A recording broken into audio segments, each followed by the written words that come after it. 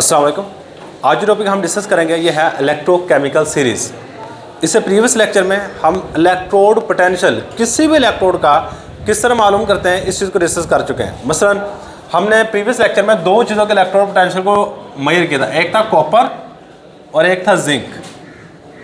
Copper का electrode potential आया था 0.34 और जिंक का आया था स्टैंडर्ड रिडक्शन पोटेंशियल 0.76 वोल्ट। इसी तरह बाकी जो मेटल लोहा है, आयरन है, उसका भी मालूम किया गया। इसी तरह हमारे पास गोल्ड है, उसका मालूम किया गया। फ्लोरीन है, इसका मालूम किया। क्लोरीन, ब्रोमीन, आयोडीन, जिंक ऊपर लिखा हुआ है। इसके बाद सोडियम, पोटाशियम, मैग्नीशियम, कैल्शियम, जितने भी एलिमेंट थे उन सब का इलेक्ट्रोड पोटेंशियल मालूम किया गया। अब इलेक्ट्रोड पोटेंशियल मालूम करने के बाद देखो ये वैल्यू सबसे माइनस में है, ये वाली वैल्यू पॉजिटिव में है। माइनस से पॉजिटिव की तरफ गए, किसे? नेगेटिव से पॉजिटिव की तरफ गए। मतलब जिसकी सबसे बड़ी नेगेटिव वैल्यू आई उसको टॉप के ऊपर रखा, जिसकी उससे छोटी वैल्यू आई नेगेटिव परसेंट। मेरे पास -3.07 सपोज करते हैं एक वैल्यू आई, एक 0.27 -1.87 -1.27 -1.02। इस तरह करते करते एक वक्त आएगा ज़ीरो आएगा, फिर आगे क्या आ जाएगा? पॉजिटिव वैल्यू 1.12 1.34 इस तरह बढ़ते गए। सही है। अब ये जो एक तरतीब दी है एलिमेंट को उनके इलेक्ट्रोड पोटेंशियल की बुनियाद पे, तो इसके बाद एलिमेंट की एक सीरीज बन जाती है। उस सीरीज को नाम दे देते हैं इलेक्ट्रोकेमिकल सीरीज। क्या नाम दे रहे थे इसको? बेसिकली ये अरेंजमेंट है, तरतीब है एलिमेंट की, किसकी बुनियाद पे? स्टैंडर्ड इलेक्ट्रोड पोटेंशियल की बुनियाद पे। जिस तरह स्टैंडर्ड इलेक्ट्रोड पोटेंशियल बढ़ रहा है, इसकी बुनियाद पे हमने एलिमेंट को तरतीब दिया। जिस एलिमेंट का सबसे माइनस में होगा उसको टॉप के ऊपर रखा, इसके बाद नीचे की तरफ बढ़ते गए। उसके बाद एक एलिमेंट की सीरीज बन जाती है, उस सीरीज को इलेक्ट्रोकेमिकल सीरीज का नाम देते हैं। और ये सीरीज आपकी बुक के अंदर बनी हुई है। अगर कोई बच्चा कर सकता है तो वेल एंड गुड है, लाजमी याद करे। लेकिन कोई नहीं कर सकता ना, तो कम से कम 3-4 एलिमेंट के स्टैंडर्ड रिडक्शन पोटेंशियल की वैल्यू लाजमी याद रखिएगा। तो सबसे पहले डेफिनेशन करते हैं इलेक्ट्रोकेमिकल सीरीज क्या होती है। A series of element, a series of element obtain, एक एलिमेंट की सीरीज जो कि हासिल होती है obtain by the arrangement of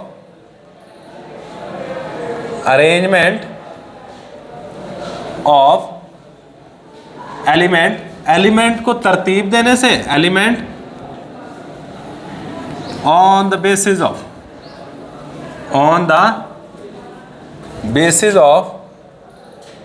increasing value of standard electrode potential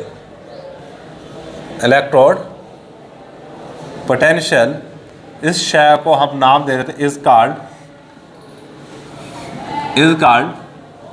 electrochemical series. या आप इसकी डेफिनेशन इस तरह भी कर सकते हो, यहाँ स्टार्ट करो।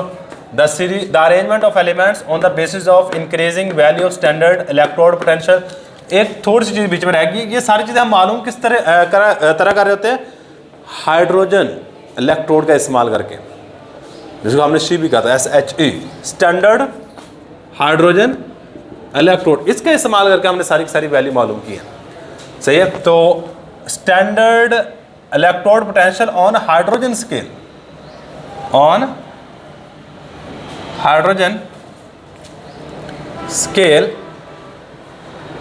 इज कॉल्ड, इसको हम नाम दे रहे होते हैं, इज कॉल्ड इलेक्ट्रोकेमिकल सीरीज। इसको इलेक्ट्रोकेमिकल सीरीज का नाम दे रहे होते हैं। ये बात आपने याद रखनी है।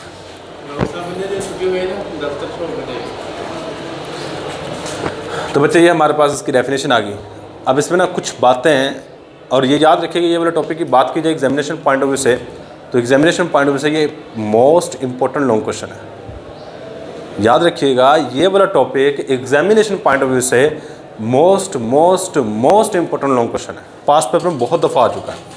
तो इसके आगे अगर आप लिख लोगे तो मोस्ट इम्पॉर्टेंट लॉन्ग क्वेश्चन। अब इसका लॉन्ग क्वेश्चन पूछने का स्टाइल ही होता है कि कहता है define electrochemical series. Long question किस तरह पूछा जाएगा, डिफाइन, आपने तारीफ करनी है इलेक्ट्रोकेमिकल सीरीज की, इलेक्ट्रोकेमिकल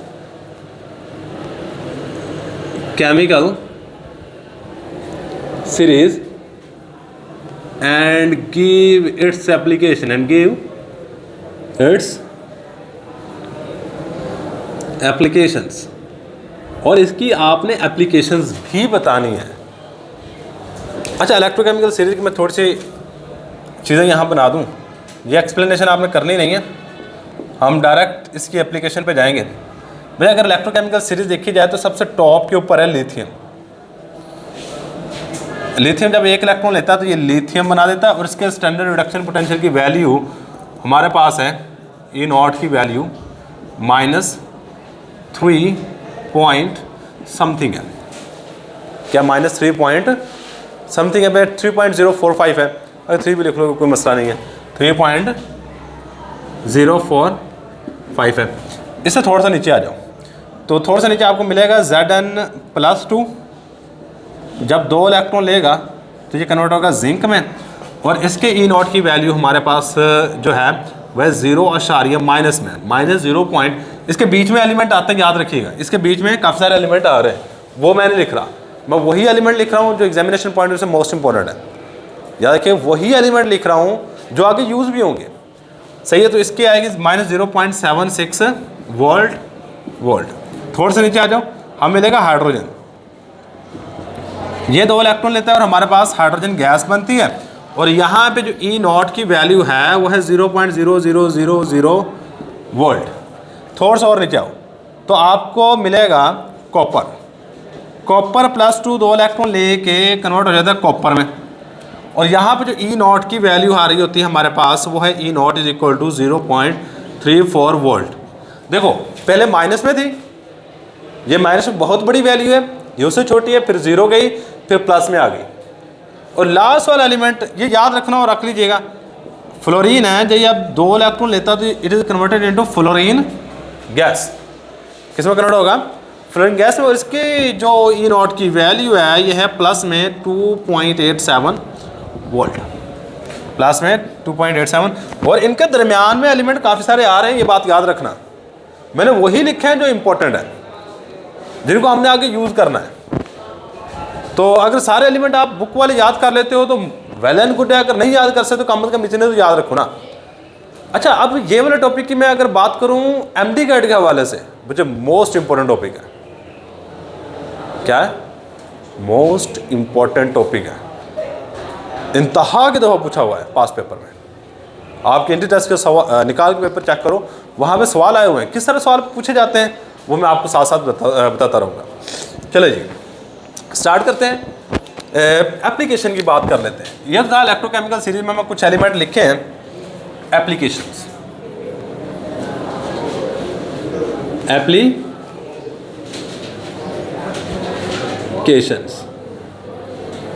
बच्चे पहली भी एप्लीकेशन है वो है feasibility of a chemical reaction.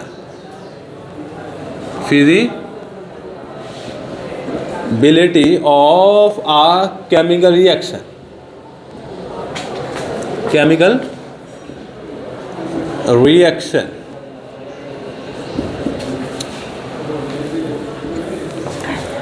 भैया एक सिंपल सी मैं बात बताता हूँ, फिजिबिलिटी का मतलब होता है मुमकिन होना या ना होना, स्पॉन्टेनिटी भी कह सकते हैं। आपने स्पॉन्टेनिटी कि कोई रिएक्शन खुद ब खुद हो सकता है या नहीं हो सकता, मतलब अगर आप दो चीज़ों को आपसे मिलाते हो वहाँ पर रिएक्शन पॉसिबल है या नहीं है, इस चीज़ का पता लगाने के लिए इलेक्ट्रोकेमिकल सीरीज का इस्तेमाल किया जाता है।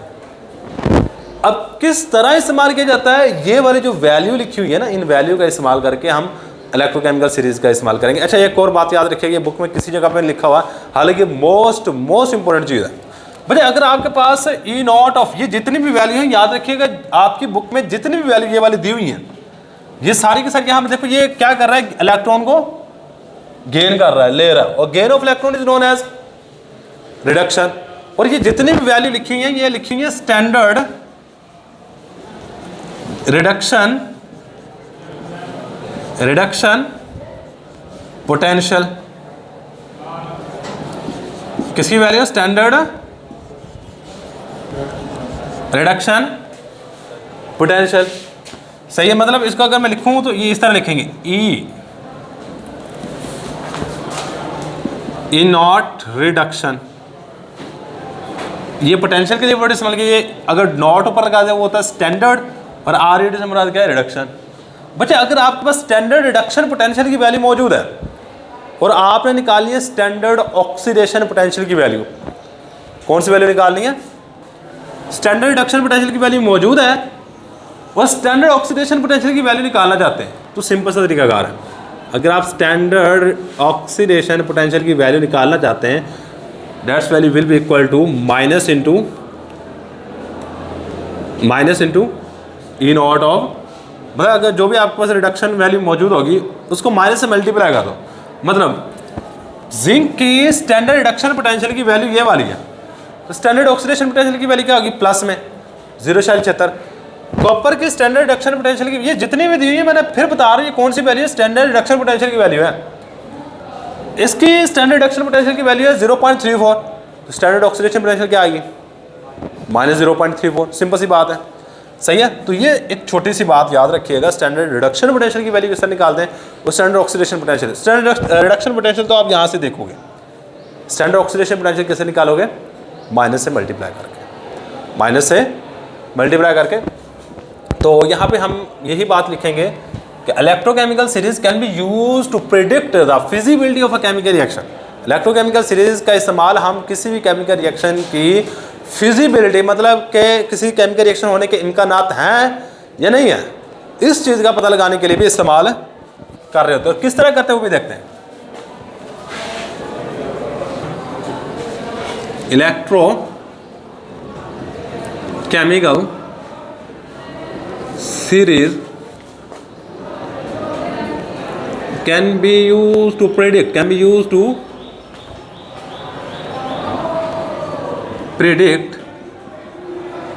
the feasibility of a chemical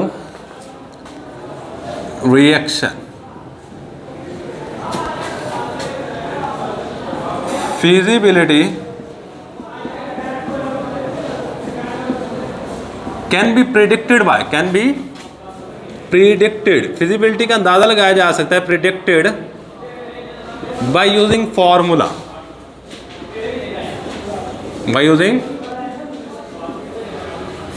और वो फार्मूला क्या है? E naught of cell is equal to E naught of oxidation plus E naught of reduction। मतलब आप उस रिएक्शन में कौन सी चीज़ ऑक्सीडाइज हो रही है, कौन सी चीज़ रिड्यूस हो रही है, उन दोनों की वैल्यू को निकाल के आपने ऐड कर देना है। सही है, उन दोनों की वैल्यू को निकाल के क्या करोगे? आप ऐड करोगे। अगर हमारे पास E naught of cell positive आए ऐड करने के बाद, तो रिएक्शन पॉसिबल है, फिजिबल है, हो सकता है। अगर वैल्यू पॉजिटिव नहीं आई, नेगेटिव आ गई, तो रिएक्शन इज नॉट पॉसिबल। तो रिएक्शन क्या होगा? पॉसिबल नहीं होगा। अब यहां पे चलो, यहां पे लिखते हैं वेयर, यहां पे यह है इलेक्ट्रोड पोटेंशियल ऑफ सेल, या EMF ऑफ सेल भी कह सकते हैं। EMF of cell. E naught of oxidation क्या है जी? Standard oxidation potential, standard oxidation potential. और E नॉट ऑफ रिडक्शन, यह का standard reduction potential, reduction potential, ये स्टैंडर्ड रिडक्शन पोटेंशियल है, ये क्या स्टैंडर्ड रिडक्शन पोटेंशियल है। अगर हमारे पास if E naught of cell, E naught of cell is positive, then reaction is feasible, reaction is feasible. अगर if E naught of cell is negative, then reaction is not feasible, is not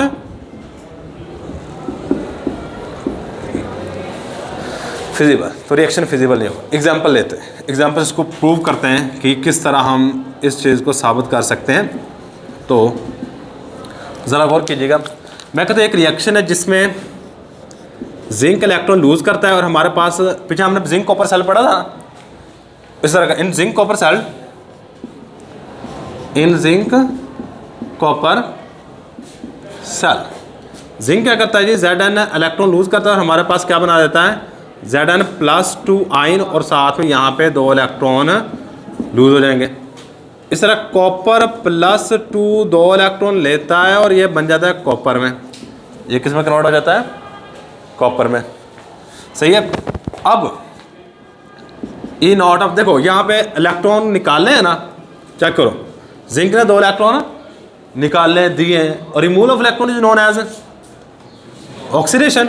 तो यहाँ मैं लिखूंगा ई naught of, और यहाँ पे क्या होगी, यहाँ पे गेन ऑफ इलेक्ट्रॉन हुआ है तो यहाँ पे लिखूंगा ई नॉट ऑफ रिडक्शन। क्या होगा, E naught of reduction, E naught of oxidation and E naught of reduction.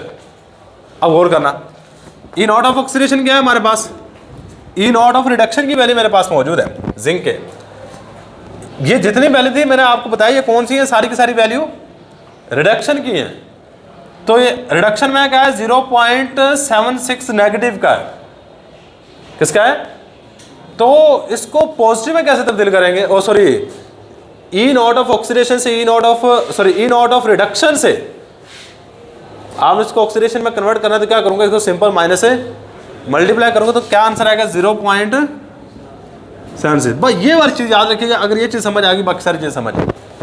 जहाँ पे ऑक्सीडेशन पोटेंशियल होगा वहाँ पे ऑक्सीडेशन पोटेंशियल की वैल्यू पुट करोगे, यहाँ से डायरेक्ट वैल्यू नहीं पुट करोगे, उसको कन्वर्ट करोगे, ये वाला फार्मूला लगा के, ये वाला कन्वर्ट करोगे फिर पुट करोगे। और ई नॉट ऑफ रिडक्शन कॉपर की क्या है हमारे पास, 0.34।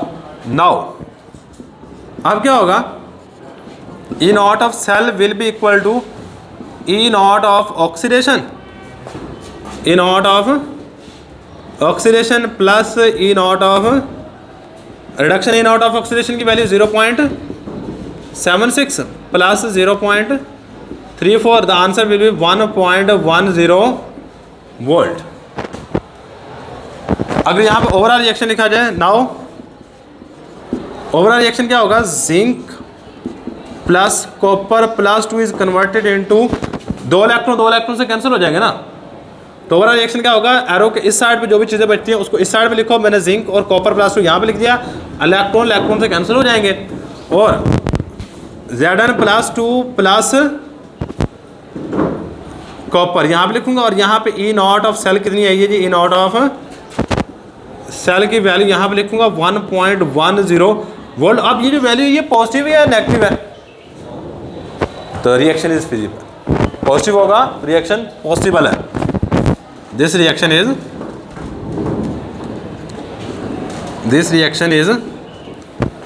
फिजिबल। अब नेक्स्ट सेकंड एप्लीकेशन आधे से ज्यादा इसी के अंदर से बनेगी, वो है कैलकुलेशन ऑफ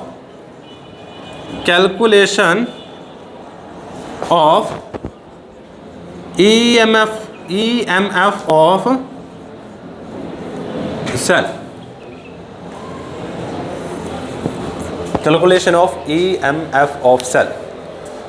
मतलब कोई भी आप सेल लेते हो ना, बैटरी लेते हो, उसके ऊपर वोल्टेज लिखा होता है कि ये सेल इतने वोल्ट का है, 1.5 वोल्ट का है, 1 वोल्ट का है, 2.5 वोल्ट का है, 12 वोल्ट का है, 13 वोल्ट का है, 15 वोल्ट का, जितने का बताना उसके ऊपर वोल्टेज लिखी होती है कहता वोल्टेज किस तरह निकाल सकते हो किसी भी सेल की, सही है। तो उसको भी निकालने के लिए हम इलेक्ट्रोकेमिकल सीरीज का इस्तेमाल करते हैं।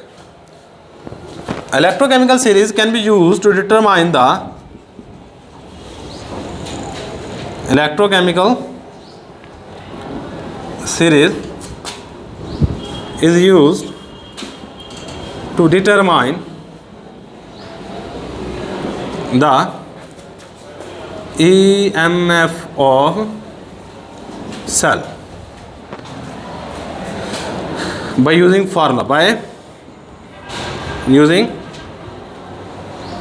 formula, यहाँ से शुरू करोगे, यहाँ से फार्मूला ये वाला लिखोगे, E naught of cell is equal E oxidation E reduction, ये तीनों चीज़ें बताओगे। अब ये वाली चीज़ इसमें नहीं लिखोगे, ये इतनी शय इसमें नहीं आएगी बस। बाकी एग्जाम्पल में आपने यहाँ तक लिखना है बस, ये वाली चीज़ आएगी। ये एग्जाम्पल यहाँ से लेके यहाँ तक आएगी। और यहाँ पे हमने क्या किया जी, हमने बताना जी फार्मूला ये वाला जिसके ज़रिए से हम ईएमएफ निकाल सकते हैं, इलेक्ट्रोमोटिव फोर्स। ईएमएफ का मतलब क्या है, electromotive force. EMF of cell निकालना तो E naught of cell is equal to E oxidation plus E reduction.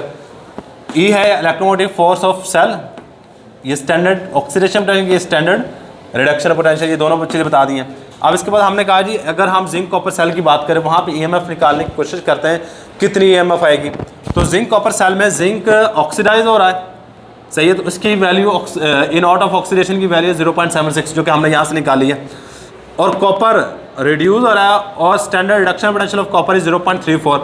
अगर आप ऑक्सीडेशन और रिडक्शन को ऐड करते हो तो हमारे पास ये वाली चीज़ आ जाती है और ओवरऑल रिएक्शन ये होगा। और उस वक्त वोल्टेज यहाँ से इतनी पैदा होगी, कितनी वोल्टेज पैदा होगी, ये वाली E naught of cell will be equal to 1.10 volt, सही है। और अगर आप लास्ट में लिखना चाहते हैं तो zinc copper the EMF of या E naught of cell of zinc copper cell is 1.10 volt. Last में एक लाइन ऐड कर देना, the E naught of cell of zinc copper cell is 1.10 volt. से मतलब ये दरमियान में सारा कुछ यहाँ से उठा के लिखना है, यहाँ से लेके यहाँ तक, बीच में सिर्फ ये दो लाइनें नहीं लिखनी, बाकी यहाँ से लेके यहाँ तक लास्ट तक लिख देना है। और लास्ट में आप बता दें अगर जिंक और कॉपर को आपस में जोड़ते हो तो उस वक्त 1.10 वोल्ट करंट पैदा होगा। कितना करंट पैदा होगा, 1.10 वोल्ट करंट पैदा होगा। ये सिंपल सी बात याद रखिएगा। यही हमारे पास आज का लेक्चर। अल्लाह हाफिज़।